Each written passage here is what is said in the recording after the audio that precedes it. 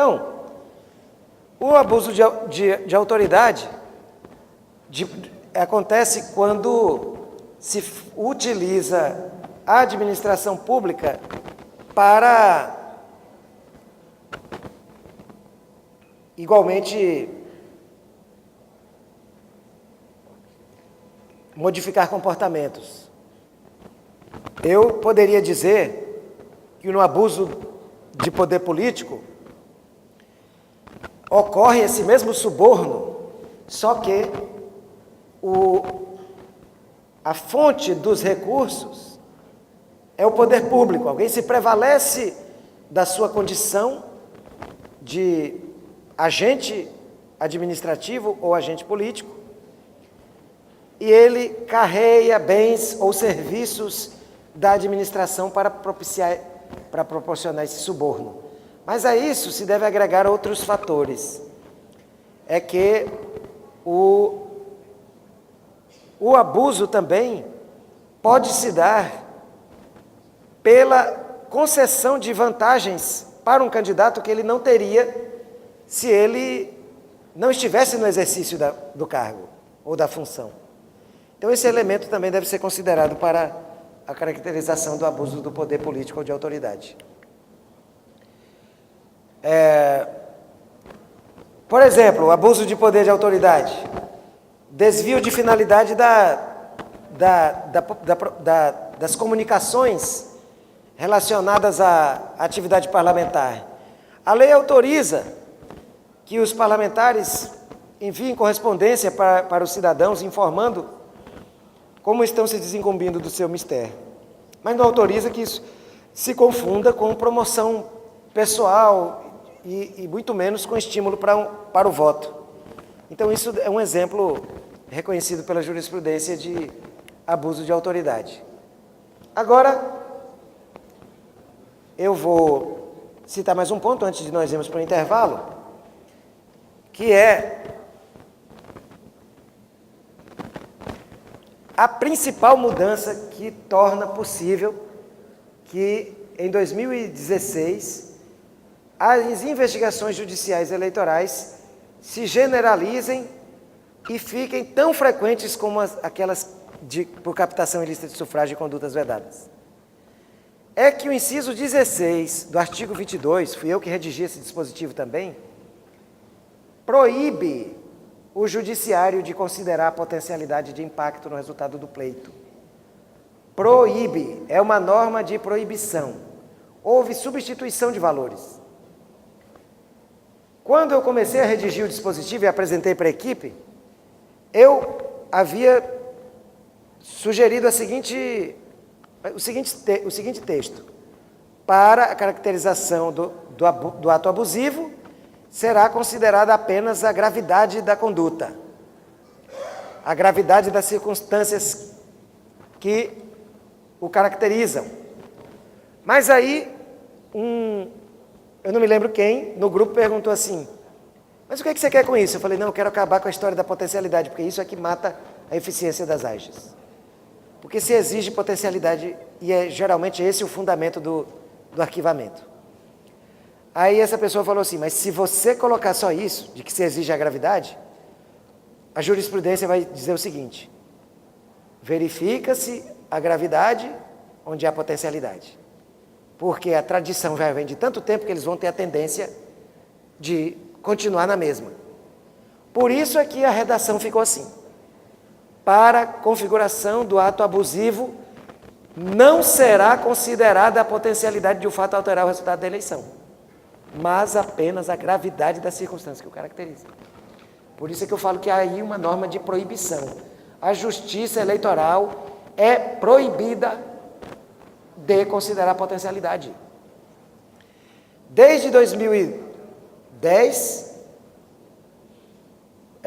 essa é uma norma para o intérprete. Veja bem que é uma norma voltada ao hermeneuta, já que isso não estava dado na lei. Não havia nenhuma norma eleitoral que mandasse a justiça considerar a potencialidade. Isso foi uma construção puramente jurisprudencial. Então foi uma opção hermenêutica. Então lá vem uma norma para o hermeneuta, esqueça esse assunto, interprete de outra forma. Se vire, porque quando você coloca gravidade, é uma expressão de conteúdo aberto, é uma cláusula aberta. Portanto, na prática, a lei manda o hermeneuta se virar, mas esqueça esse assunto. Se vire de outra maneira, mas não com potencialidade. Vá descobrir o que é gravidade, mas esqueça da ideia de gravidade, de potencialidade. Ok, quando nós temos que esquecer da ideia de potencialidade, isso vai nos gerar um exercício mental complicadíssimo. Depois de décadas tratando disso, que está no cerne, não da aplicação das normas sobre abuso de poder, mas isso estava no DNA do direito eleitoral brasileiro. Para todo lado, com exceção da representação por captação ilícita de sufrágio, nós víamos a jurisprudência falar em potencialidade. Então, isso não era só no abuso do poder que se observava. A justiça eleitoral, em regra, exigia potencialidade nas ações e representações. Então, nós estamos falando de algo que estava no DNA da justiça eleitoral, do centro da mentalidade de uma instituição, que precisava ser alterada. Por quê? Eu já fui 2 vezes ao México proferir palestras, uma vez para proferir uma palestra e outra vez para ministrar um curso de 1 semana sobre o sistema de inelegibilidade brasileiro. Quando eu chego no Tribunal Eleitoral, na sede do Tribunal Eleitoral da Federação Mexicana, tem uma frase que diz mais ou menos o seguinte: ao eleitor cabe deixar a sua casa e livremente ir ao local de votação para emitir o seu voto. A esta instituição cabe assegurar o exercício desse direito. A frase diz tudo, porque o papel da justiça eleitoral não é de finalidade, é de meio. A justiça eleitoral deve se preocupar com os métodos empregados pelos candidatos em suas campanhas, não com as finalidades por eles alcançadas ou idealizadas. Isso não faz parte do universo intelectual da justiça eleitoral. A justiça eleitoral se preocupa com a conduta, não com a finalidade da conduta. Quem se preocupa com finalidade, com resultado de eleição, com impacto em resultado, é o eleitor, é o partido político, é o candidato. Esses vão se preocupar com o resultado. A justiça eleitoral se preocupa em cumprir a sua missão, que é de método, é de caminho, para garantir que os resultados sejam alcançados, mas a preocupação da justiça eleitoral não é com o resultado. E antes a justiça eleitoral estava se preocupando com o resultado, porque ela estava vendo se aquilo gerou impacto ou não no resultado. Não é papel da justiça eleitoral considerar o resultado. O papel da justiça eleitoral é ver como os candidatos estão se portando metodologicamente. É de meio e não de fim o papel da justiça eleitoral. E aí esse inciso veio corrigir essa distorção. Com todo respeito a como se decidia antes, eu entendo que isso foi uma correção de rumo. Vamos trazer a justiça eleitoral para aquilo que é preocupação dela. O que ela tem que olhar? É como o candidato se comporta, dentro ou fora da lei. Se isso vai gerar resultado, impacto ou não no resultado da eleição, isso não é problema da justiça eleitoral. O problema da justiça eleitoral é o comportamento. Daí, falar em gravidade das circunstâncias. Primeira conclusão sobre isso é de que nós não podemos fazer, ao julgar um processo por abuso do poder econômico ou político,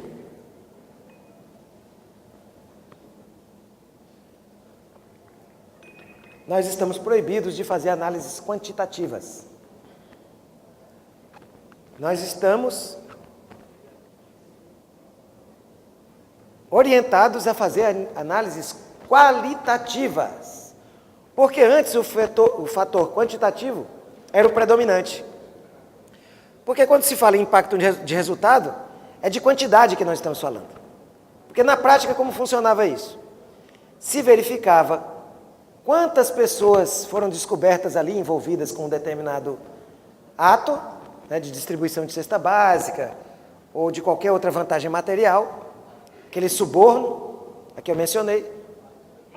a que eu me referi, se verificava quantas pessoas estavam ali envolvidas e, a partir daí, se fazia uma comparação quantitativa com o número de votos obtido pelo primeiro colocado em relação aos demais. Fazia-se uma contraposição e era dessa comparação que vinha a conclusão de se houve impacto no resultado ou não. E para você ter uma cassação, que era muito rara, você precisava ter um comprometimento grande, provado de número de eleitores. Não era a conduta que estava sendo analisada, mas o número fundamentalmente alcançado. A conduta sim, mas a conduta diante do número nunca era fora do número. Sempre tinha que se considerar o número de pessoas alcançadas, para depois verificar se esse número foi grande e a diferença de votos foi pequena, aí é que vinha as raras decisões de reconhecimento do abuso do poder. Isso é muito raro, porque os muito poderosos economicamente, geralmente explodem na frente dos outros na votação. Eles vão para frente. E aí, aquilo que é a sua torpeza vira a sua proteção. Porque a distância que eles conseguem impor ao segundo colocado, era justamente aí que a Justiça Eleitoral ia se basear. Não, mas na verdade nós descobrimos aqui 20 cestas básicas doadas, mas ele teve 50 mil votos a mais do que o segundo colocado, então não teve potencialidade de impacto. Pior, isso era pior no começo. Porque quando isso começou a se cunhar, essa interpretação, como eu disse, é uma mera interpretação, isso nunca esteve em lei nenhuma. Quando isso começou a se cunhar, se exigia uma correspondência quase que matemática entre as coisas. Tinha que provar que foi um número tal de pessoas e que aquele número era um número superior à diferença dos votos. Lá no começo, nos anos 90, a jurisprudência era assim. Então ninguém era cassado. Depois a jurisprudência começou a se relativizar. Até que no final, antes da lei da ficha limpa, já era a mera potencialidade. E não uma ligação mesmo de causa e efeito entre o número de votos descobertos e a diferença do resultado. Mas só que continuava o problema de ficar preocupado com o resultado. Resultado, ficava muito fácil julgar que não havia. Um exemplo, um senador foi cassado em Roraima. Ele havia mandado depositar R$100 na conta de 1.000 empregados da empresa do irmão dele. O irmão empresário tem 1.000 funcionários, ele 100 reais na véspera da eleição, no sábado, na conta, usando a folha de pagamento, para os 1.000. Foi cassado por abuso do poder econômico. No final, ele acabou perdendo o mandato por causa do 41A. Mas quando ele recorreu ao TSE, o ministro concedeu a liminar, dizendo, sabe o quê? Que há grande probabilidade de se reconhecer a ausência do abuso, porque houve a prova do depósito na conta de apenas 1.000 pessoas, quando a diferença entre o primeiro e o segundo colocado foi de 50 mil votos. Apenas 1.000 pessoas subornadas. E isso está dito, escrito e assinado por um ministro do Tribunal Superior Eleitoral. Não é nenhuma crítica pessoal. Isso era a orientação do TSE. Se nós formos pesquisar, nós vamos achar casos talvez até mais emblemáticos. Mas era por aí que a coisa ia. E muito mandato foi preservado com fundamentos assim. Muitos mandatos foram preservados com fundamentos assim. Então, os fatores quantitativos foram abolidos e substituídos por fatores qualitativos, para nós verificarmos se houve o abuso do poder econômico. Nós só precisamos responder as seguintes duas perguntas. Há uma pessoa hipossuficiente à frente de um hipossuficiente? Se a resposta for sim, nós podemos fazer a segunda pergunta. Ele usou recursos econômicos de tal forma que ele foi capaz de induzir um comportamento eleitoral. Claro que não vai se saber se ele induziu o comportamento eleitoral por causa do sigilo do voto. Então não se vai discutir se a pessoa votou naquela pessoa ou não. Isso não é questionável. O que o juiz precisa imaginar, ou a juíza, é aquilo que foi feito por essa pessoa que tem mais posses, em relação a um que tem menos, é suficientemente relevante no plano das circunstâncias que caracterizam para impulsionar aquele voto, para impulsionar, para subverter um comportamento? Então, simplificando a segunda pergunta, constitui um suborno eficiente? Se for um suborno eficiente, e nós estamos diante de uma pessoa que tem mais posses à frente de outra que tem menos, nós temos o abuso do poder econômico. Não tem nada mais a ver com quantidade, é qualidade. Então pode ser com uma pessoa só? Claro que pode. Não tem nada a ver com quantidade, não é de quantidade. A lei está proibindo considerar aspectos quantitativos. Deve-se considerar o fato em si próprio com as circunstâncias que o caracterizam. É o que está dito na lei. Então a resposta deve ser encontrada naquele fato descoberto. Mas por que o legislador é tão duro de permitir, por exemplo, que uma pessoa que distribuiu apenas 5 cestas básicasinhas seja cassado e mais, declarado inelegível por 8 anos? Por quê que é tão grande esse aparente rigor?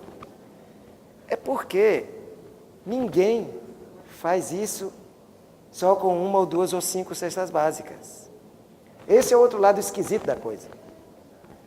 O que a Justiça Eleitoral muito raramente descobre é apenas uma pequena fração de um comportamento de campanha, que a ministra Helen Grace chamava de pico do iceberg. O pico do iceberg. Quem é que vai chegar durante a campanha, está fazendo a campanha toda certinha, aí não, para esse eleitor aqui, só para ele eu vou dar uma cesta básica? Claro que não. Essa é a campanha dele, que foi descoberta. Eu te peguei, tu estavas distribuindo cestas básicas na campanha. Te peguei. Porque como a conduta é ilícita, é lógico que ela não vai ser praticada aí à vista de olhos. Ela não vai ser praticada de forma generalizada e a céu aberto. Ela vai ser praticada escondida mesmo, para não ser descoberto, para não ser identificado, não ser desvendado. E aí depois o candidato que já está praticando um ilícito, que já está se favorecendo de um ilícito, vai se favorecer da sua própria torpeza de ter conseguido esconder bem, e só uma parte do eleitorado ser descoberto? Ele vai ser premiado por fazer bem a ocultação da sua ilegalidade e mais, por conseguir que aquela ilegalidade projete os seus votos para um número muito superior do segundo. Então ele estava sendo premiado por sua torpeza. Agora, se ele teve mais votos ou não, quantos votos foram de diferença, essa é uma pergunta que não cabe mais. Qual é a diferença dos votos? Esqueçam isso. Isso não pode ser analisado na sentença. Inclusive, nós vamos ver que o TSE já diz isso. Mudou, acabou a potencialidade, o TSE reconhece isso. Então, o que ele vai considerar? Vai considerar só o fato em si mesmo e vai perguntar para si mesmo, o intérprete, isso é grave ou isso não é grave? Eu ajudaria essa resposta da seguinte maneira: isso é um suborno? Ele deu algo que é capaz de fazer com que o eleitor se movimente? Não precisa provar que o eleitor se movimentou politicamente, porque isso nunca vai ser descoberto, já que o voto é sigiloso. É preciso perguntar o seguinte: isso seria suficiente? Porque se foi só aquela espiga de milho dada pelo pobre para o rico, pode ser captação ilícita de sufrágio, mas abuso do poder econômico não é, porque o intérprete vai dizer, não é abuso do poder econômico, porque isso não seria capaz de subornar a pessoa. Pode ser aquele mimo lá para estimular o voto, que a captação ilícita de sufrágio considera ilícito, que a norma sobre captação ilícita de sufrágio vê como capaz de suscitar a aplicação de sanções. Lá sim, sanções. Já aqui não. No abuso do poder econômico, não. Abuso de autoridade.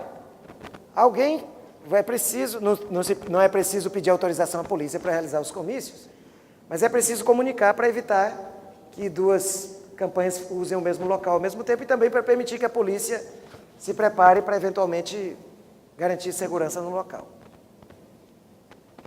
Mas aí vai o candidato a prefeito à reeleição, usa o e-mail da prefeitura para fazer um pedido para a polícia. Manda um e-mail para o e-mail da Secretaria de Segurança Pública ou da delegacia local, pedindo isso. Houve um desvio de finalidade, houve um uso da máquina lá, houve uma ilegalidade, porque ele não podia fazer isso do e-mail da prefeitura, do e-mail institucional, mas ele fez. E aí? Vamos caçar o mandato, o diploma de um cidadão desse e declarar ele inelegível? Não vamos, porque faltou a gravidade. Então não é só ilegalidade. Se fosse só ilicitude, nós teríamos colocado. Não será considerada potencialidade, mas a ilicitude. Se fosse a ilicitude, aí não, aí seria lâmina baixa. Nós não quisemos fazer isso. Nós quisemos levar para o temperamento no caso a caso. Para que, além da ilegalidade, se veja se aquilo realmente merece esse grau de reprovação. E quando merecerá o grau de reprovação? Quando, finalmente, o intérprete concluir que houve o ato capaz de modificar comportamento eleitoral. Se modificou ou não, não interessa, mas esse ato era capaz de modificar um comportamento eleitoral. E se a resposta for essa, aí não importa o número, pode ser só aquele. É só um, mas haverá abuso do poder econômico. Então, é difícil lidar com uma coisa que realmente é da estrutura psíquica e psicológica da justiça eleitoral. Difícil mudar. Olha só o que diz o Marcos Vinícius Furtado Coelho, ex-presidente do Conselho Federal da OAB e advogado e autor, né, doutrinador e advogado eleitoralista também. Ele fala que a gravidade é um conceito aberto, que bem se aproxima do princípio da proibição do excesso ou da proporcionalidade e razoabilidade, a governar a atuação do poder público, incluindo o judiciário na sua tarefa de aplicar as leis. Torna-se obrigatório verificar a existência de adequação, necessidade e justa medida na incidência da pena de cassação de mandato. Olha aqui um acórdão de 2015 do TSE, ministro Luiz Fux. Com a inclusão do inciso 16, consoante a exegese emprestada pelo TSE, não mais se considera a potencialidade de o fato alterar o resultado da eleição, mas a gravidade das circunstâncias. Eu cito aqui porque parece, não, mas o acordo só reproduz a norma. Nas eleições de 2012, quando a lei da ficha limpa já estava em vigor, o TSE não observou a norma. Ele continuou aplicando potencialidade. Não culpo o TSE e nem estou fazendo nenhuma censura a nenhum de seus membros na época. É aquilo que eu falei, a dificuldade de mover o elefante. Ou então, nesse caso, que nós vimos de mais de 20 anos de potencialidade sendo utilizada na interpretação do ato abusivo, era como se nós tivéssemos um gigantesco navio de cruzeiro, o maior navio graneleiro do mundo, e o comandante emitiu um comando para que o navio pare. Ele não vai parar de uma hora para outra. Foi o que aconteceu. Em 2012, em fevereiro de 2012, o TSE declarou constitucional a lei da ficha limpa, mas nas eleições daquele ano, o TSE aplicou potencialidade a tudo. Em 2014, não. E é por isso que em 2012, nós vamos chegar com a morte da potencialidade nas eleições municipais. É por isso que eu estou dizendo, prevendo, que haverá uma explosão dessas ações. Porque não é mais preciso potencialidade. E haverá um aumento do julgamento de procedência dessas ações, justamente pelo fim da potencialidade.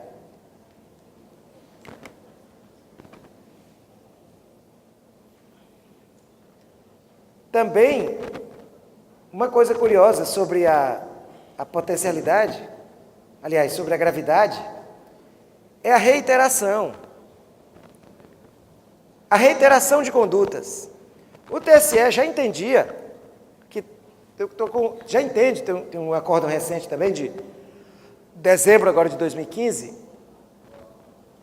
que a apuração do abuso do poder econômico nos feitos em que os fatos apurados são múltiplos, deve ser aferida a partir do conjunto de irregularidades apontadas.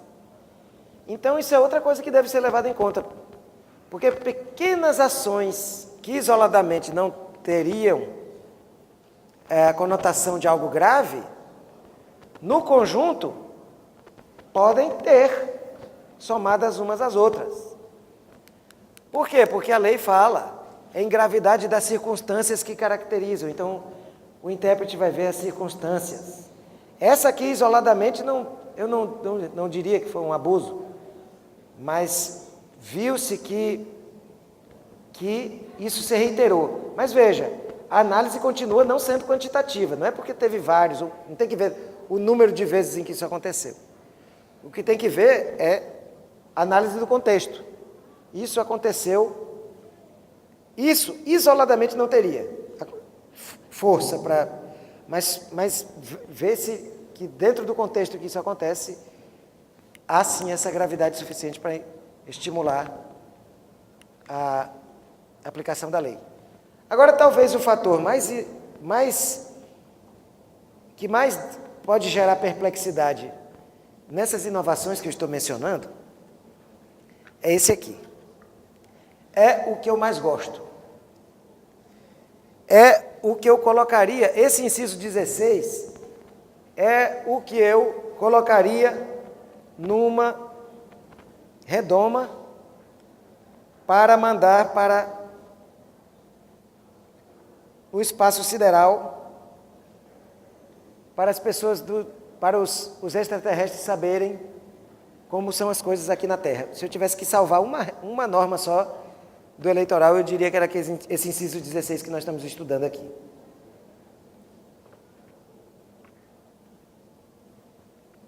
Em 2002, 2001 ou 2002, eu participei de um evento lá em Brasília.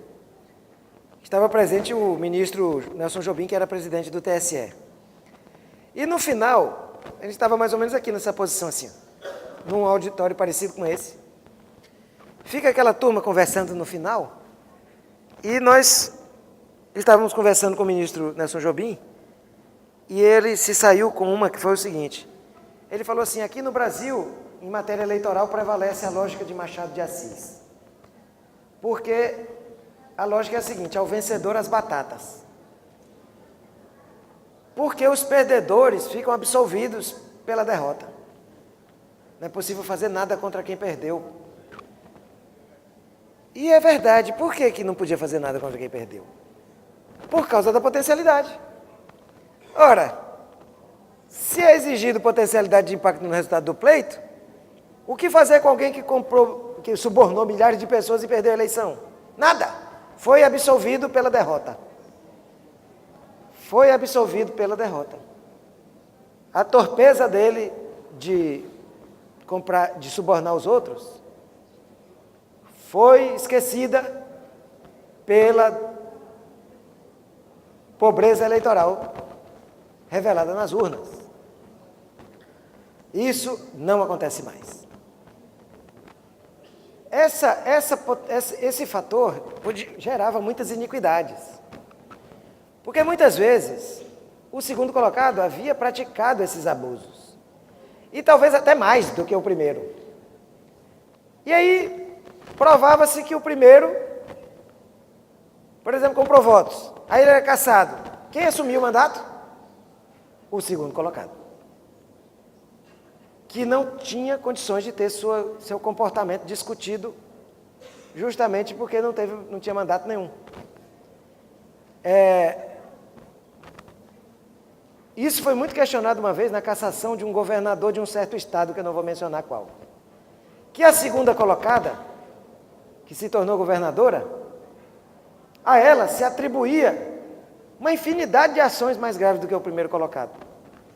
E aí aquele médico, que era governador do seu estado, não vou citar qual, mas digo que fica aqui na região Nordeste, e também, eu digo que tem muita coisa em comum com a Bahia, porque tem uma população negra muito grande, uma ascendência de etnias africanas muito grandes, e também teve uma família, por muito tempo, muitas décadas à frente do poder, mas não vou dizer qual estado é. E naquele estado, que é apenas hipotético, havia um médico que era governador, e uma segunda colocada assume o mandato. Aí, quando isso acontece, eu fico pensando assim, tem alguma coisa muito grave aqui. Porque, conhecendo a realidade, observando a realidade como nós observamos, muitas vezes o segundo colocado é até pior do que o primeiro. E não pode ser absolvido pela derrota.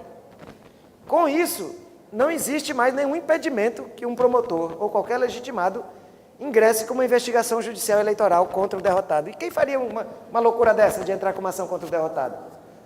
O candidato inteligente e sua advocacia bem preparada. Por quê? Porque vai se livrar de problemas futuros. O segundo colocado é normalmente o candidato mais forte da outra, porque o que ganha vai se submeter a desgaste. E o outro é o segundo colocado, significa que ele já teve uma votação significativa e ele dificilmente não vai chegar com grande possibilidade de êxito na eleição seguinte. Eu estou falando de pragmatismo, não é nem mais da filosofia do direito eleitoral, não. Mas, além de fustigar, além da utilidade de tirar do pleito futuro o segundo colocado, se ele vier a ser declarado inelegível por 8 anos, ainda tem outra finalidade. Se o próprio candidato está tendo sua candidatura questionada, é muito interessante para ele, do ponto de vista prático, questionar do outro para evitar surpresas. Ah, mas não acabou a possibilidade de posse do segundo colocado, porque houve uma mudança há um parágrafo 3º no artigo 224 do Código Eleitoral. Essa é uma questão que ainda vai ser debatida, porque muita gente boa está alegando que houve antinomia no processo e vai se discutir se isso realmente pode ser aplicado. Então, ainda vai ser discutido se os segundos colocados podem assumir quando o primeiro não alcançou os 50%. O TSE ainda vai ser provocado sobre isso. Mas, o que eu estou querendo dizer é que é muito prático. E há pelo menos um excelente exemplo. Lá em Palmas, o advogado do candidato vitorioso ingressou com investigação judicial eleitoral contra o segundo colocado, apontando uma série de abusos que este teria cometido. E ele citou o meu livro. Como eu mesmo redigido o dispositivo, tinha começado a pensar sobre o assunto antes. Quando eu publiquei a primeira edição do meu livro Direito Eleitoral Brasileiro, que é esse bem aqui, que está inclusive à venda em preço promocional aqui, para quem se interessar depois, quando eu publiquei a primeira edição do Direito Eleitoral Brasileiro, eu disse isso: pode mover contra o derrotado. Esse advogado leu na época e fundamentou nessa minha passagem do livro a investigação judicial eleitoral. Ganhou na zona eleitoral, ganhou no TRE e ganhou no TSE. E o segundo colocado ficou inelegível. Na eleição seguinte, ele poderia ser inclusive vice-governador do estado. Não é, a mulher dele é, porque ele era inelegível. E ele não pode ser candidato agora. E nem na próxima para deputado também. E inelegível 8 anos, além de perder a eleição, ainda herdou esse prêmio de 8 anos de inelegibilidade. Curioso, né? Então, veja como as estratégias, como as ferramentas de atuação dos promotores e dos advogados das campanhas se tornaram muito mais complexas. Existe um verdadeiro leque de alternativas, de opções de pensar estrategicamente.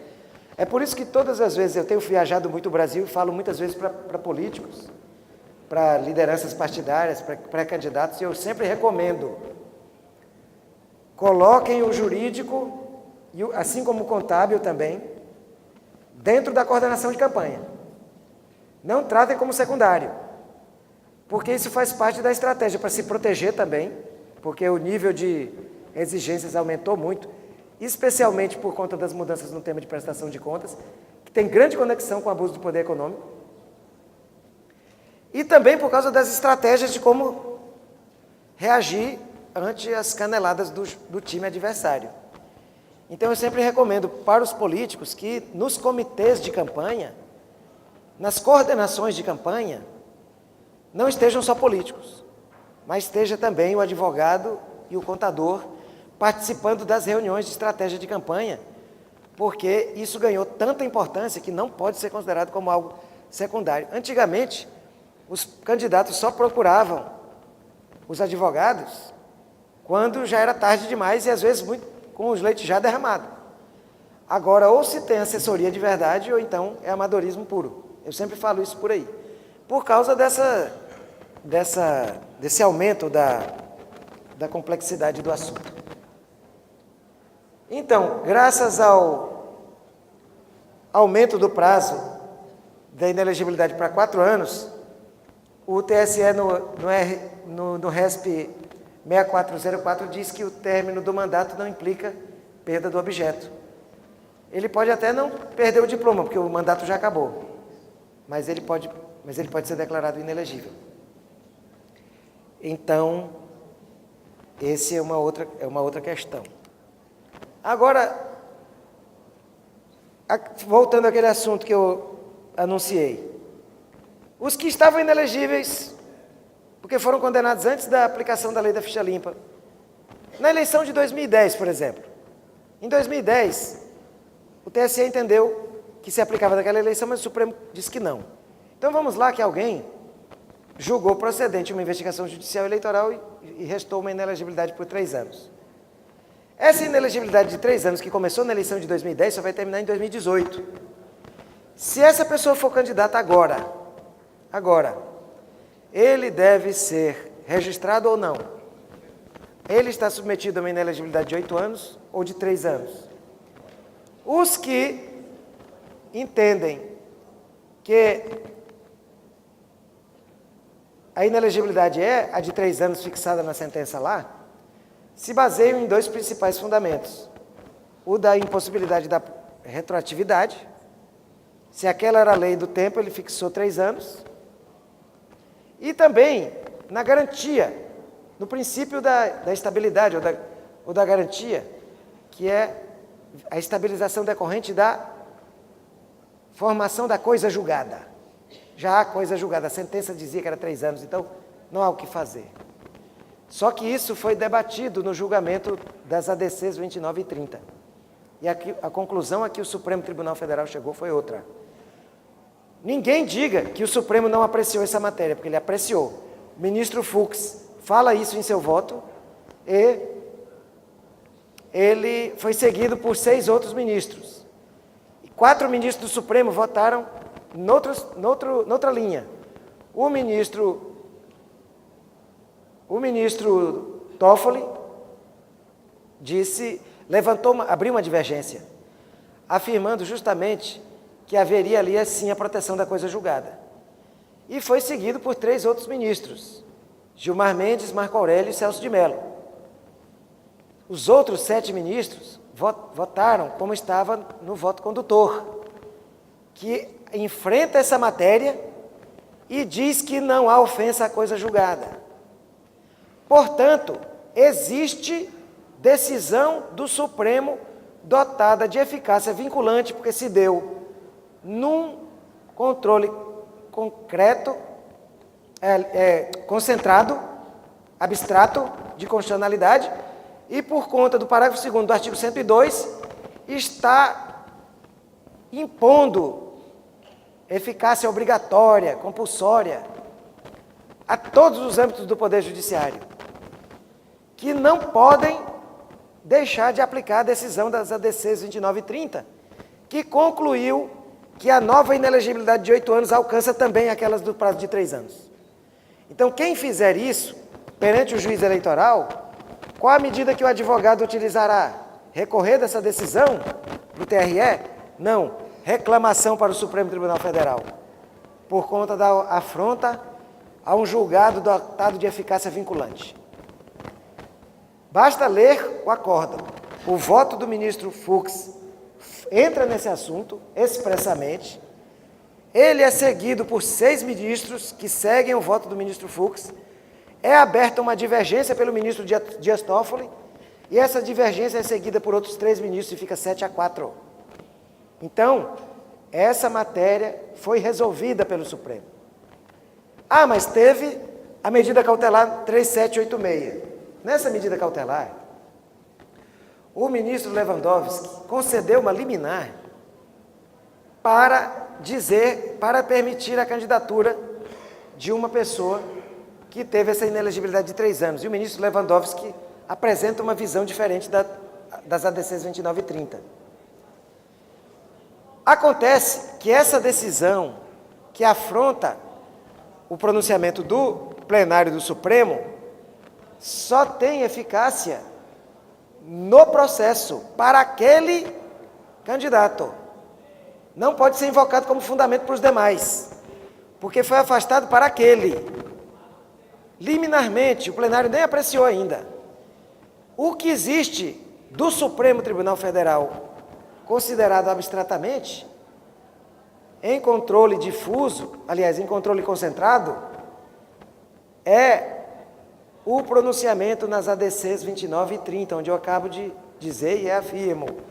Lá o Supremo enfrentou essa matéria e disse que pode sim, alcança sim, os candidatos que tinham sido condenados por abuso do poder econômico e ficado inelegíveis por 3 anos. Não sei se vocês já perceberam, em nenhum momento hoje, até agora, eu disse, fulano de tal foi condenado à inelegibilidade por 3 anos, porque não é uma condenação.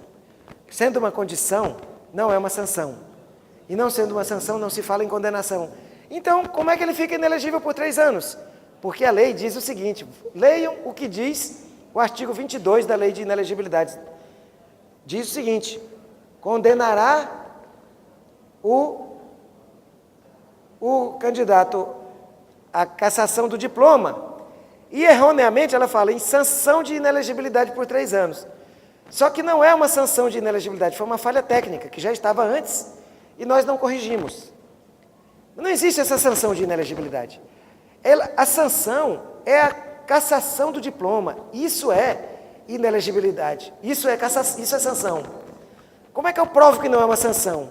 É porque o dispositivo fala assim, cassará o diploma do candidato beneficiado e declarará a inelegibilidade de todos os envolvidos. Então é diferente. A cassação é só para a sanção é só essa, é para o candidato beneficiado. A inelegibilidade é para todos os envolvidos, beneficiados ou não. Então, não é uma sanção. É um critério para a proteção da moralidade futura lá, é por isso. A sanção foi para quem tinha o diploma. E para os outros, foi declarado que eles são inelegíveis, não como uma sanção, mas para, de novo, proteger o mandato em relação à moralidade e à probidade. Então, não é sanção, apesar do que diz a lei. É uma falha técnica, que infelizmente nós passamos ao largo, poderíamos ter corrigido ali na hora. Mas não deixou de ser falha técnica, porque é uma mera falha técnica. Basta observar o que é uma inelegibilidade, que nós vamos ver que essa também é uma mesma, não mudou a natureza, é uma condição também. Os que praticaram a conduta, todos eles ficarão inelegíveis.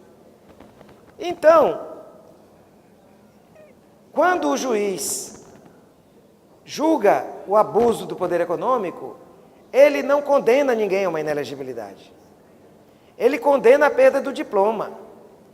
Quem define a inelegibilidade não é o juiz, é a lei que diz que os que praticaram abuso do poder econômico ficam inelegíveis por 3 anos. Não é o juiz. É um critério legal, abstrato.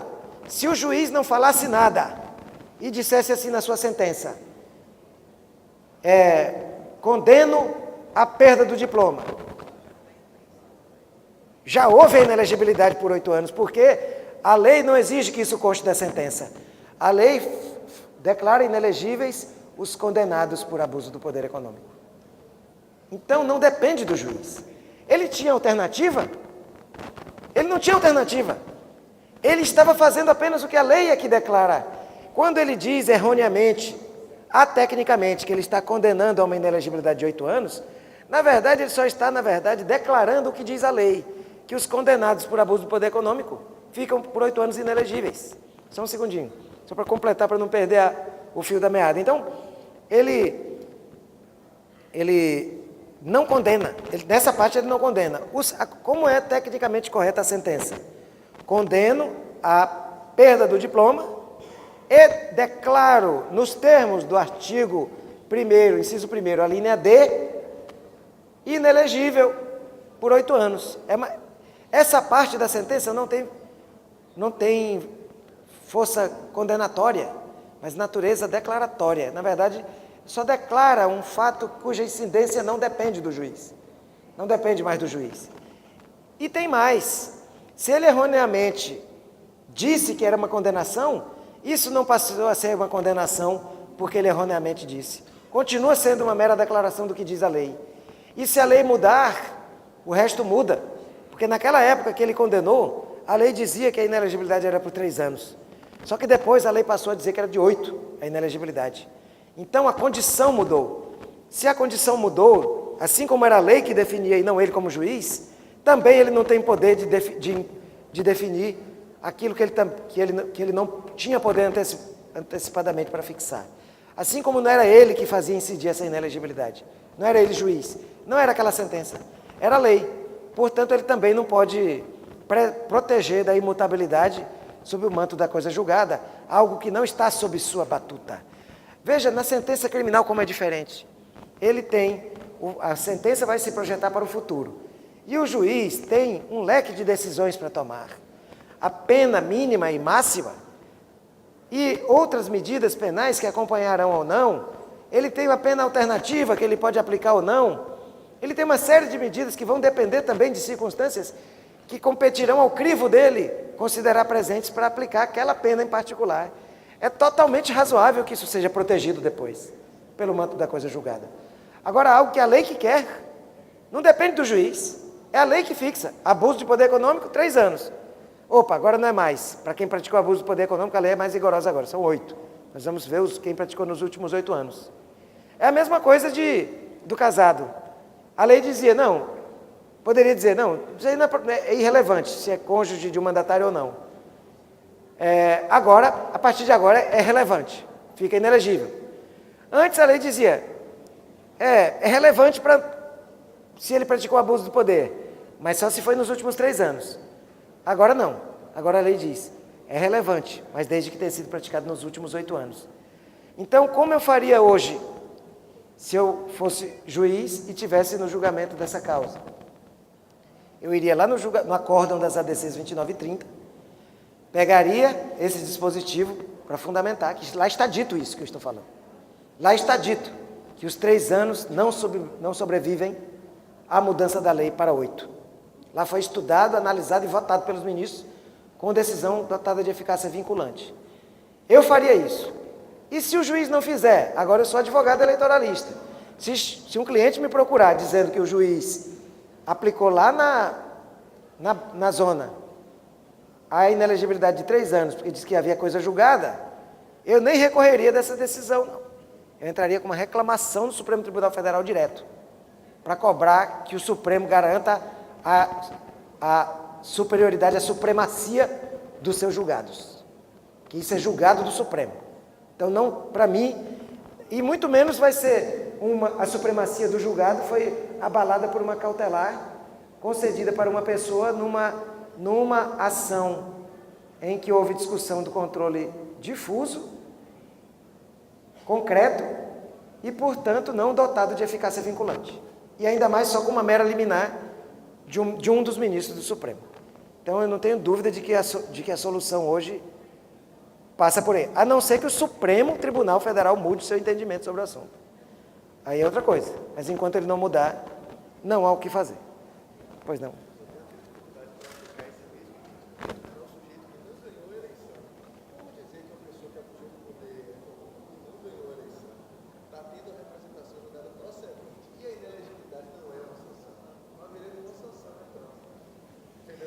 Entendi. Vocês não puderam ouvir, mas ele fez uma pergunta extremamente preciosa. Como é que não é sanção para aquele que perdeu a eleição e foi declarado inelegível?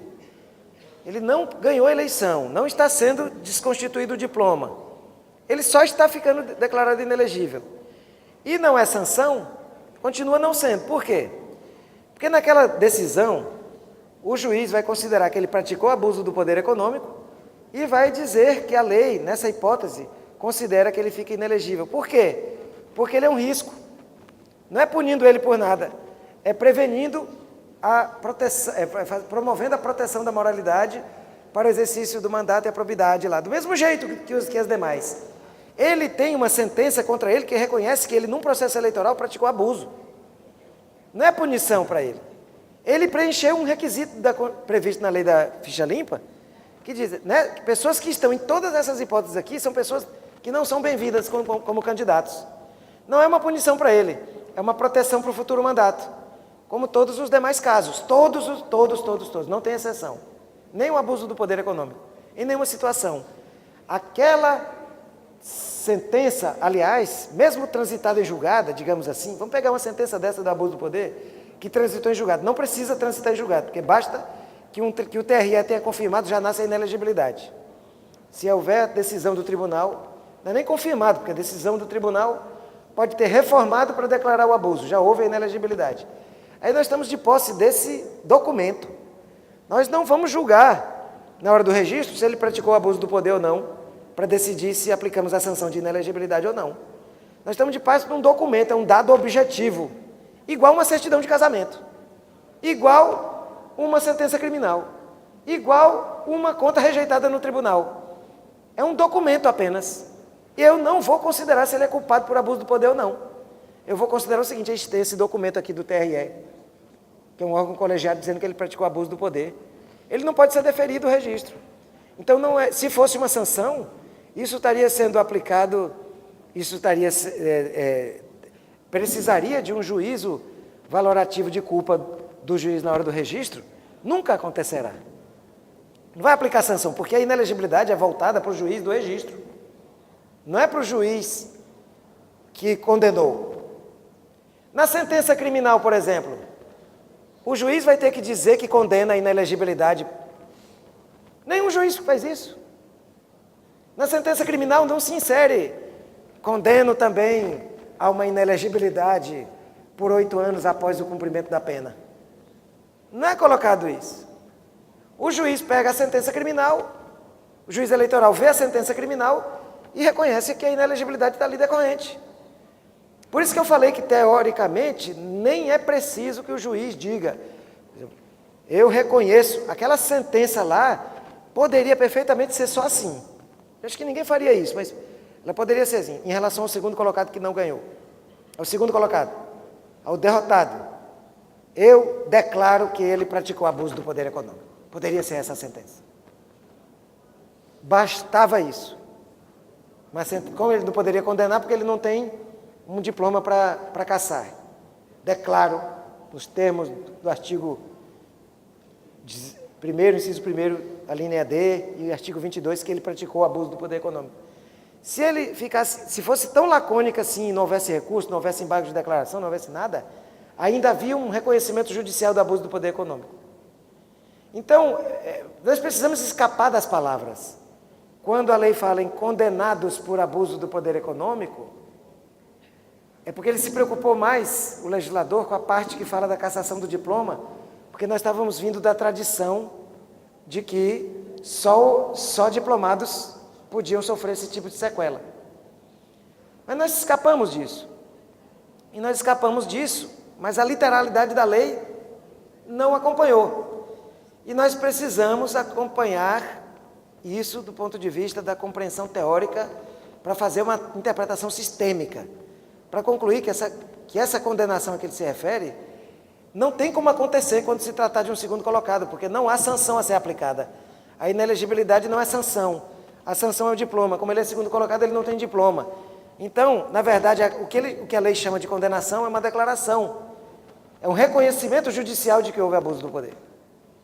É por isso que a gente precisa compreender a natureza jurídica da inelegibilidade e ver que ela se repete, a mesma natureza, em todos os dispositivos. Alguns doutrinadores acham que não, que as inelegibilidades são, em regra, condição, mas em algumas elas são sanção, como é o caso dessa do abuso do poder econômico, mas não é.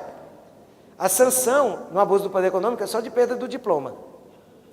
No caso da inelegibilidade, é de novo uma condição. A Justiça reconhece que houve abuso de poder e, por isso, não permite futura candidatura. Não é para o passado isso, é para o futuro. A partir de agora, por 8 anos, você não poderá ser candidato, porque nós consideramos que nessa eleição você praticou abuso do poder. Mais alto, por favor.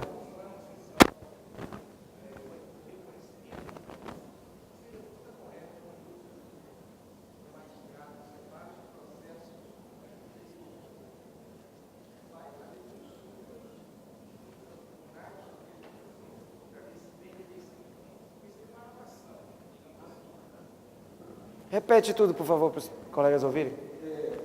Como os professores sustentaram que não seria um julgamento, seria uma anotação? Não, é um julgamento, sim. Eu falei que eu não disse que não é uma condenação. Seria uma condenação. Seria, porque nós recebemos comunicações, cartões criminais, que colocamos lá a ilegibilidade.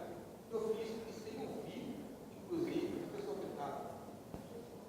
Seria correto separar todos os processos de regime e, diante desse, fazer uma análise, verificar se existe uma legitimidade e, para, digamos assim, não violar o contraditório, abrir vistas ao candidato que queria o regime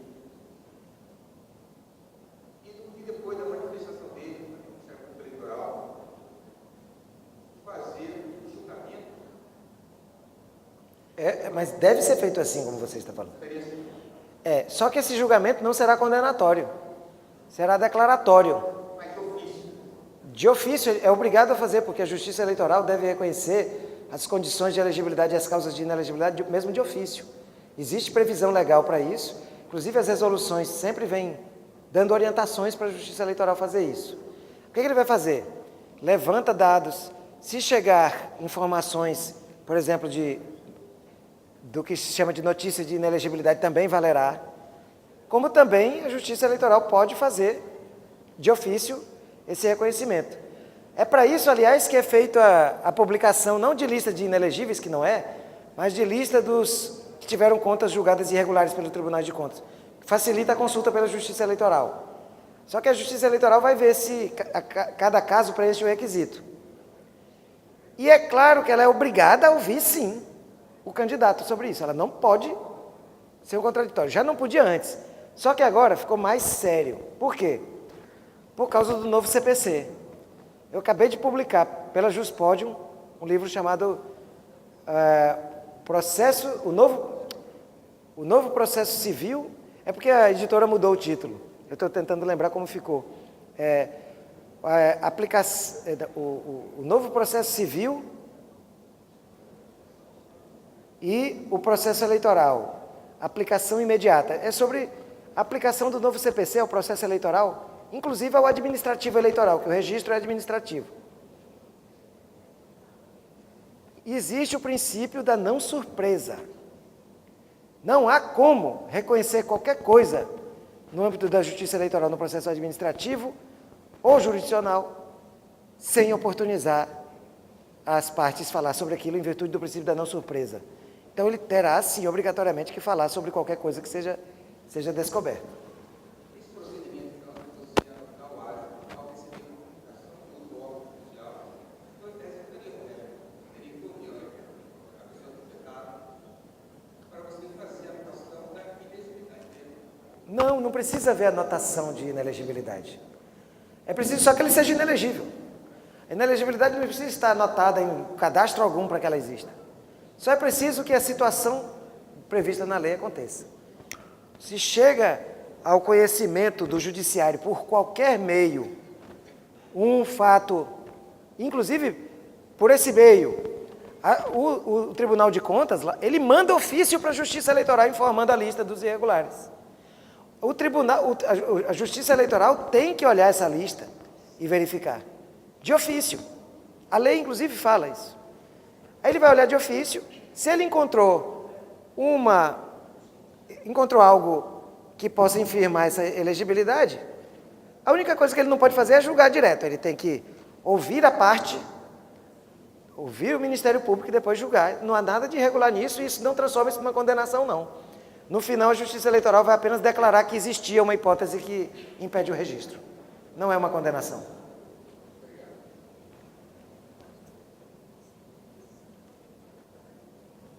Bom, eu acho que a gente podia fazer um rápido intervalo, pode ser? Já está quase até perto do final, né? É. Vai até o final, que são 11h20. Então pronto, são 11h20. Foi um erro tático meu. Eu olhei assim, faltavam 10 minutos, não, faltavam 15 minutos, eram 10h15 quando eu entrei no assunto do inciso 16. Só do inciso 16. Aí eu pensei, quer saber de uma coisa? Falo logo, é só do inciso 16 e a gente faz um intervalo. Nós ficamos nele até agora. 1h05, só sobre esse, mas é porque ele realmente, como eu falei, é a espinha dorsal de tudo, né, no abuso do poder e tinha que, eu não podia passar rapidamente por ele mesmo, não. No abuso do poder também não há marco legal para o reconhecimento do abuso do poder econômico. Para o início do momento em que se pode reconhecer. Na captação ilícita de sufrágio há.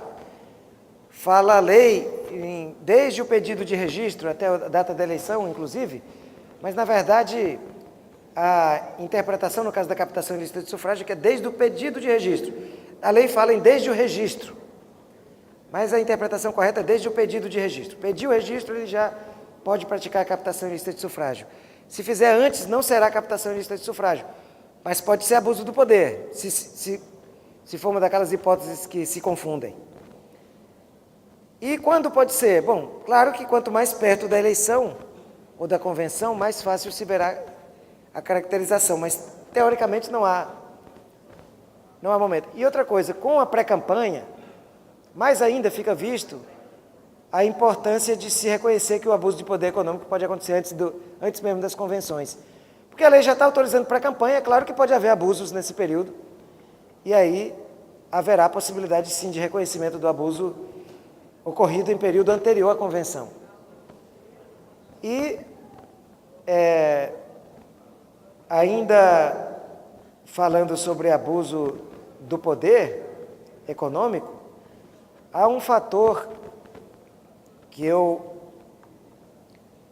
queria considerar, eu não poderia passar por isso, que dialoga muito com o abuso do poder econômico, tem tudo a ver com as eleições de 2016 e que precisa ser muito bem compreendido e interpretado para não gerar surpresa, porque as ferramentas que as partes terão, elas são muito mais ricas em relação a esse tema, por conta das mudanças drásticas que aconteceram num assunto correlato, o assunto da prestação de contas de campanha.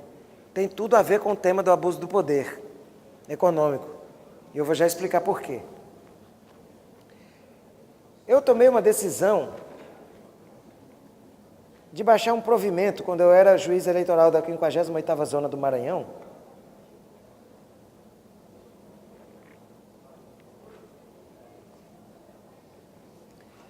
informando aos candidatos, eu não estava legislando, como alguns disseram na época, eu vi um comentário no Conjur, esse juiz aí, não basta o TSE legislar, agora até os juízes nas zonas eleitorais estão fazendo o mesmo.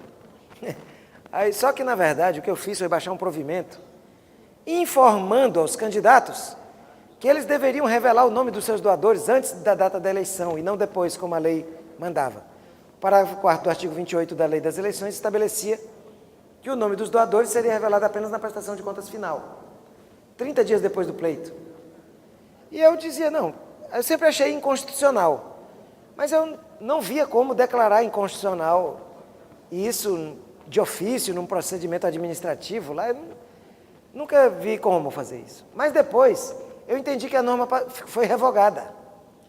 Revogada pela Lei de Acesso à Informação, porque a Lei de Acesso à Informação veio dizer o oposto, que toda informação de caráter público tem que ser prestada à sociedade, independentemente de solicitações, e no momento em que ela está disponível. A partir do momento em que ela se tornou existente, ela já tem que ser disponibilizada. A lei não posterga nada, a lei de acesso à informação. O que eu entendi?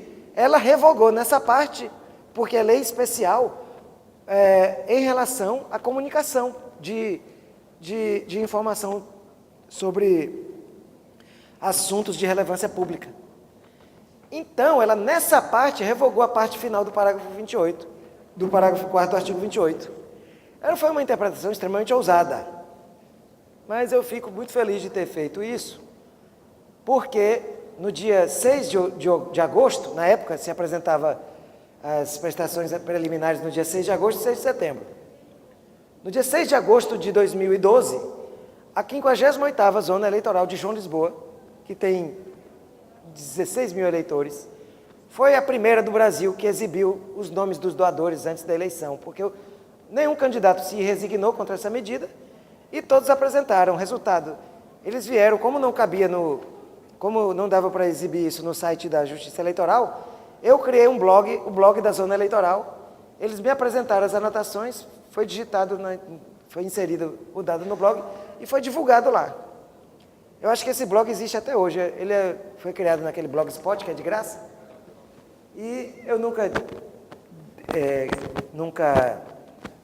desabilitei ele, então ele vai ficar lá, deixa ele.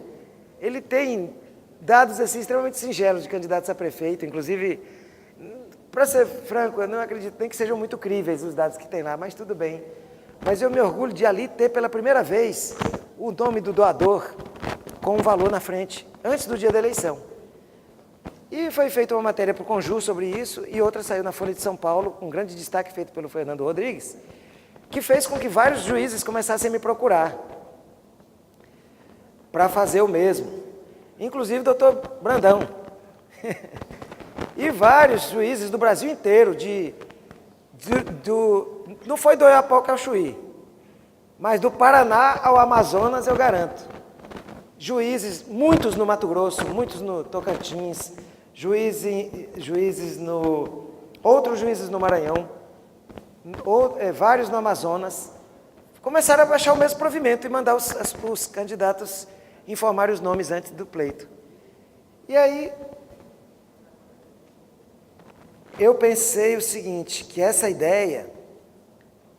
o Corregedor Regional Eleitoral do TRE do Paraná, de ofício, revogou o provimento do juiz eleitoral da zona de Londrina, dizendo que ele tinha dado um comando lá ilegal, contra a legem. E aí ele, de ofício, ninguém provocou, ninguém reclamou da ação do juiz, nenhum candidato se opôs, mas ele viu nesse ato do juiz uma ilegalidade tão grave que baixou outro ato lá revogando o provimento do juiz da Zona Eleitoral de Londrina. Mas a ministra Carmen Lúcia, presidente do TSE, não pensou assim. E já naquela mesma eleição, mandou revelar os dados. Porque, na verdade, o SPCE já era alimentado com essa informação também. Na hora de preencher os dados das doações, nas prestações antecipadas, já havia os campos para colocar os doadores. Só que como a lei vedava a revelação dos nomes, o nome não vinha público, só os valores arrecadados, o que é uma informação insuficiente, precária, Ora, já se sabendo quem está bancando as eleições, por que não dizer quem está financiando? A ministra Carmen Lúcia mandou revelar os dados. E na prestação de contas, na primeira não deu tempo, mas na segunda, foi a primeira vez que em todas as zonas eleitorais do Brasil essa revelação veio a público antes da data da eleição, o que gerou muita notícia, muito cruzamento de dados, muita matéria. Eu ficava super feliz de abrir um jornal do Paraná e lá eles estarem dizendo que empreiteira tal doou, que não sei o quê, que a empreiteira que respondia não sei o quê. Resultado, eu vi o seguinte, olha que coisa interessante, um candidato a prefeito eu vou falar logo o nome da cidade, eu não vou falar o nome do candidato. O candidato a prefeito de Fortaleza, um dos candidatos, havia declarado que havia arrecadado até aquele momento 10 milhões de reais. Pela maneira como se aplicava a lei antes, A única coisa que ele revelava eram os valores arrecadados. Portanto, 10 milhões de reais, arrecadou 10 milhões. Certo? Com a identificação dos doadores, a sociedade passou a saber, isso foi até manchete de um jornal, que os 10 milhões de reais provinham exclusivamente de 4 empresas, 4 empreiteiras, que contratavam com o município e que doaram 2,5 milhões cada uma. É diferente ou não é? Para o eleitor. O eleitor sabe que o candidato recebeu 10 milhões. Isso é uma informação. Outra informação é saber que esses 10 milhões vieram 2,5 milhões de 4 empreiteiras. Então, começou a jogar luz sobre os doadores. Essa decisão singela minha lá, que disseram que o comentarista do Conjur, por isso eu não leio mais comentarista de site não, porque esse pessoal é mal educado pra caramba. Um veio dizer que eu estava legislando, e outro disse que, pior, é que existe uma lei que só vigora em João Lisboa, no Maranhão, e outra lei para o resto do país. Só que na minha cabeça eu falei, não, a lei é para o país, mas está sendo aplicada só em João Lisboa. De fato, eu estava certo, porque depois a ministra Carmen Lúcia, sem que houvesse alteração legislativa nenhuma, de uma canetada mandou aplicar todo o território nacional. E isso expôs o nome dos doadores, porque quando saía, as eleições já haviam acabado, a imprensa perdia o interesse, e as pessoas perdiam o interesse. E outra coisa, vinha só, na declaração final, já havia até diminuído o interesse, porque os candidatos já estavam os eleitos já estavam proclamados, já sabia quem ganhou. Aí 30 dias depois vinha aquele dado. Sabe quem se debruçava sobre isso? Só especialistas, pesquisadores ou membros de organizações não governamentais iam lá ver quem eram os doadores. Publicavam no site da Transparência Brasil, por exemplo, eles sempre publicaram. Só que isso era publicado depois e só mesmo os ativistas e os acadêmicos davam bola. Mas a sociedade não. A sociedade importava a decisão tempestiva, porque a informação de qualidade ela também tem que ser tempestiva. É um atributo da informação de qualidade para a vivência democrática.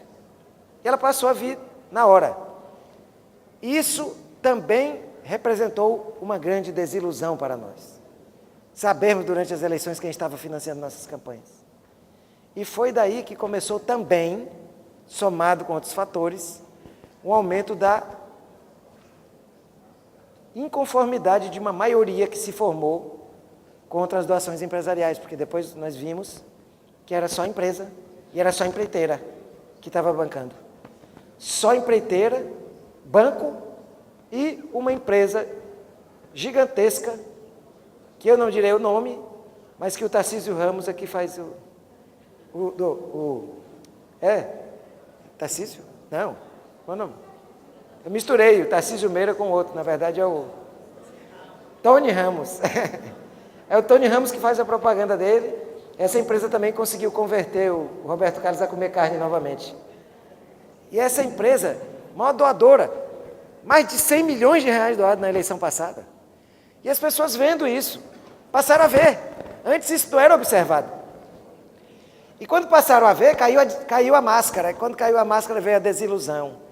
E com a desilusão veio a decisão do Supremo de declarar inconstitucional isso. E veio a própria revogação do artigo 81. Então, quando caem as máscaras, vem as consequências. A desilusão é algo extremamente bom para nós. Um desses fatores aí, que eu provo que houve uma desilusão, é porque eu sou pesquisador da área, né? Eu concluí agora em janeiro, defendi a minha tese de doutorado no assunto. Então eu pesquiso muito sobre isso há muitos anos. Em 2008, eu conduzi uma pesquisa, que foi aplicada pelo Vox Populi, em que uma das perguntas era sobre como as pessoas viam as doações empresariais. E só 34%, que já era uma fatia importante, mas era de 34% o número dos que entendiam que era inconveniente a doação empresarial. Esse fator, agora em 2015, já tinha alcançado 85% da população brasileira. Foi o período que veio a desilusão. As pessoas viram o que era. Então, quando as pessoas veem, elas se posicionam. Mudou de 35 para 85. Por isso que o Supremo teve tranquilidade, apoio, a energia social já era suficiente para mostrar que aquilo era uma decisão importante. E por isso também que o próprio Congresso Nacional não conseguiu sequer a força que queria ter, que alguns segmentos queriam, para aprovar a PEC das doações empresariais, que chegou a ser aprovada na Câmara, mas não foi aprovada no Senado, e pelo contrário acabou sendo revogado o artigo 81, e hoje não há mais base jurídica para doação empresarial. Então, isso tem uma história. Mas eu contei isso porque eu digo que se houver doação empresarial, voltando ao tema, será o quê? Abuso do poder econômico. Automaticamente. Receber verba ilícita para campanha de fonte proibida por lei, para robustecer a campanha, é suficiente. E o Supremo tem precedente sobre isso. Aliás, o TSE. Desde 2007, o primeiro acórdão foi relatado pelo ministro Aires Brito. O TSE passou a dizer que Caixa 2 corresponde a abuso do poder econômico. Então, quem movimentar dinheiro fora das contas de campanha, ele estará sujeito também à investigação judicial eleitoral e ação de impugnação do mandato eletivo. E para concluir, eu queria só dizer o seguinte, que nós estamos num quadro tão positivo que eu não tenho do que reclamar. As pessoas se doem com a crueza, né, da corrupção. Eu, na verdade, eu estou comemorando a desilusão, a queda das máscaras. E agora vai ampliar mais ainda, porque o tal parágrafo 4º do artigo 28, contra o qual eu me bati lá em 2012, primeiro veio a decisão da ministra Carmen Lúcia, depois veio a resolução do TSE de 2014, já citando expressamente a Lei de Acesso à Informação e mandando revelar os nomes. E agora, em 2015, a parte que mandava revelar os nomes depois do final, só na prestação de contas final, foi revogada essa parte. E o parágrafo 4º foi alterado para dizer uma coisa incrível. A cada 72 horas após cada doação recebida, essa informação tem que ser incluída no SPCE, informação pública. E no dia 15, 2 semanas antes da eleição, pouco antes de 2 semanas, todos os dados terão que ser revelados, nome, CPF de doador, as despesas realizadas, tudo discriminado. O que significa que os eleitores, a Justiça Eleitoral, o Ministério Público, os meios de comunicação e os candidatos rivais entre si, o que é melhor, saberão como está a vida financeira de campanha uns dos outros durante a campanha, enquanto ela acontece.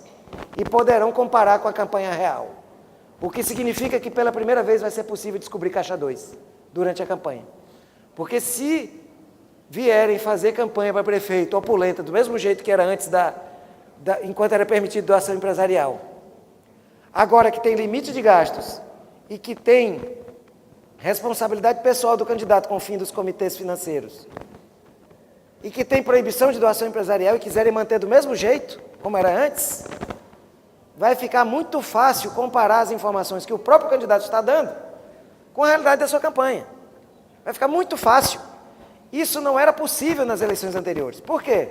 Porque as regras não levavam a esse nível de transparência, não havia os relatórios financeiros a cada 72 horas, não havia limite, o limite era fixado pelo próprio partido, e o candidato podia obter recurso com a empresa. Como é que ia fiscalizar a Caixa 2? Não podia. Agora tem a maior fonte de todas, foi fechada,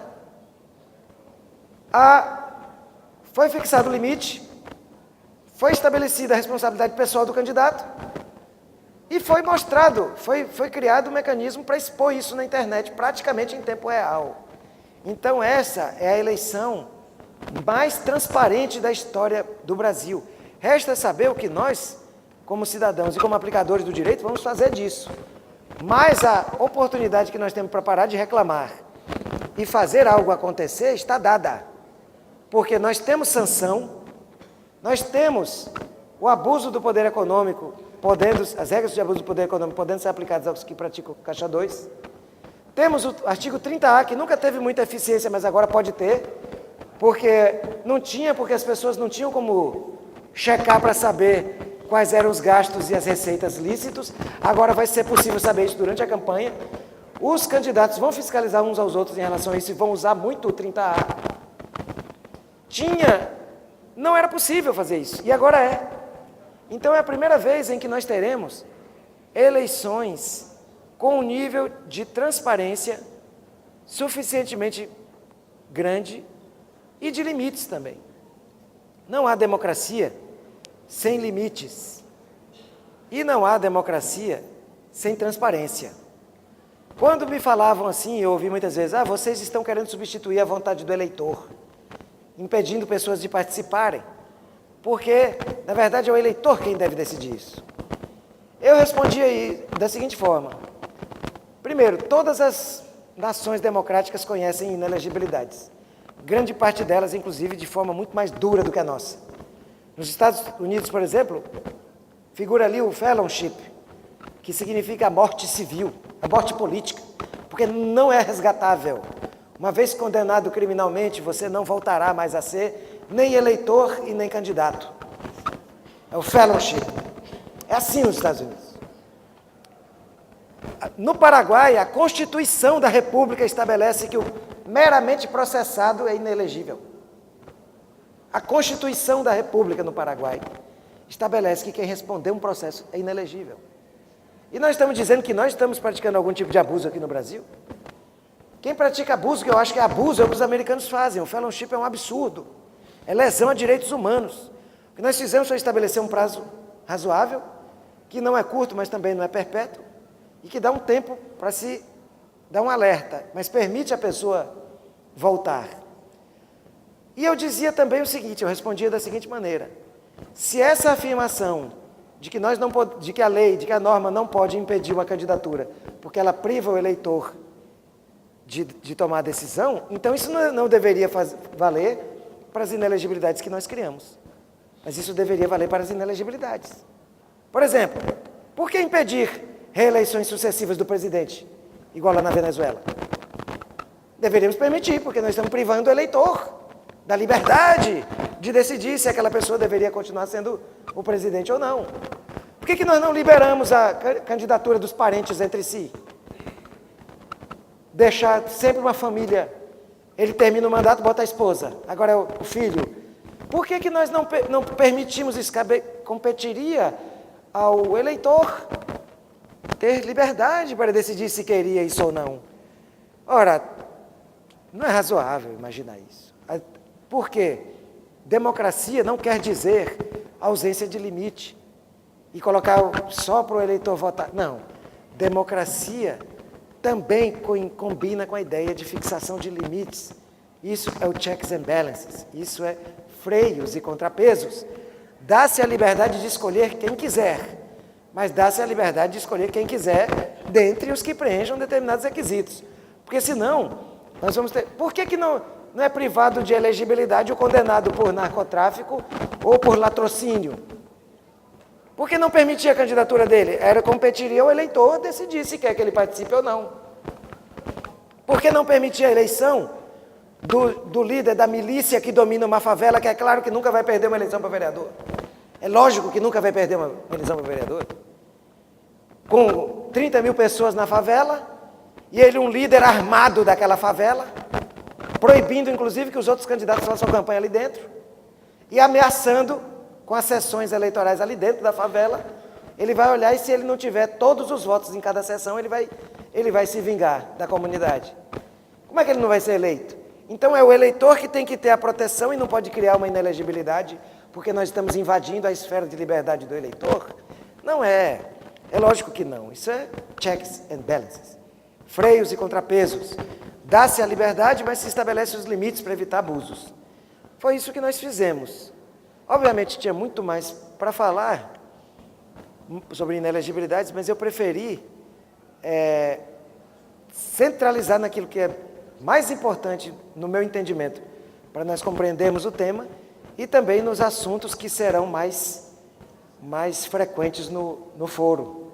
E para mim, o tema do abuso é o que vai ser de maior novidade nessa eleição. Ele ganhou uma nova dimensão.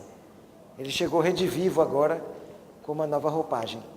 E eu, se a organização do evento me permitir, eu concluiria por aqui.